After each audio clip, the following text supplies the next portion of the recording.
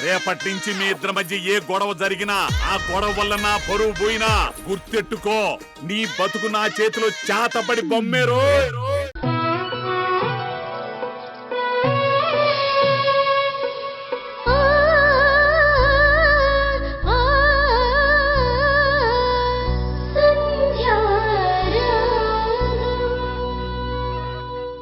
Auto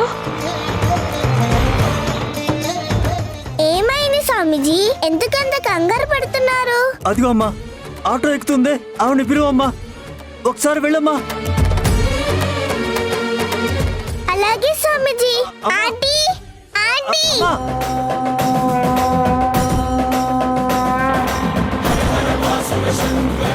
aunty.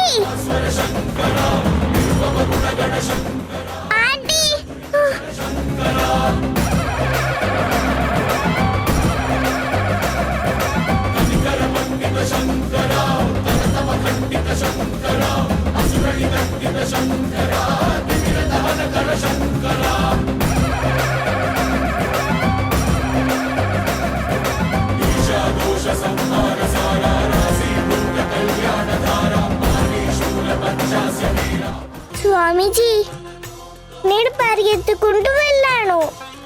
అమ్మ auto ఎక్కి వెళ్ళిపోయింది. ఏమైంది స్వామీజీ? ఆవిడికి నేను ఒక పాపనిచ్చాను. దానివల్ల కొన్ని జీవితాలు మారిపోయినాయి తల్లి. అయ్యో భగవంతుడా, కలిపినట్టే కలిపి ఈ విడదీశావేంటి స్వామి? ఇప్పుడు నేను మాధవీలతను ఎలా పట్టుకోవాలి? ఎక్కడ ఉంటుందో ఎలా తెలుసుకోవాలి? ఎందుకు స్వామీజీ అంత బాధపడుతున్నారు? ఒకప్పుడు నేనొక పాపం చేశానమ్మా. మీలాంటి స్వామీజీలు తప్పులు చెయ్యరు కదా. నేను తప్పు చేశాను కాబట్టి పశ్చాత్తాపంతో ఇలా సన్యాసం పుచ్చుకున్నాను. 5,000 కోసం కక్కుర్తిపడి ఒక పసిగుడ్డుని తీసుకువెళ్ళి ఆవిడ చేతుల్లో పెట్టాను. ఆవిడికి పుట్టి చనిపోయిన బిడ్డను తీసుకొచ్చి ఇంకో తల్లికి అన్యాయం చేశానమ్మా. ఆ పశ్చాత్తాపంతోనే ఇలా మిగిలిపోయాను. పాపం, బిడ్డ దూరం అయిపోయి ఆ తల్లి ఎంత బాధపడుతుందో. స్వామీజీ, మీరేం బాధపడకండి. అన్నిటికీ ఆ శివయ్య ఉన్నాడు. ఎప్పటికైనా మంచి చేస్తాడు. మీరు దాహంతో ఉన్నట్టున్నారు, మంచినీళ్ళు తెస్తాను, ఆగండి.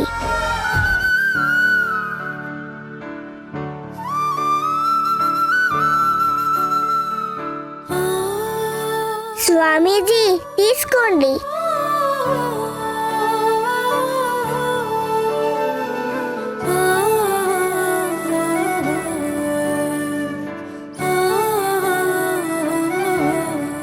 అమ్మా,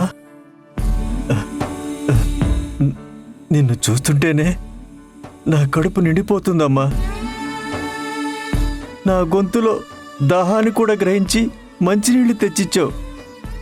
ఎవరు తల్లి నువ్వు? మీ అమ్మ పేరేంటమ్మా?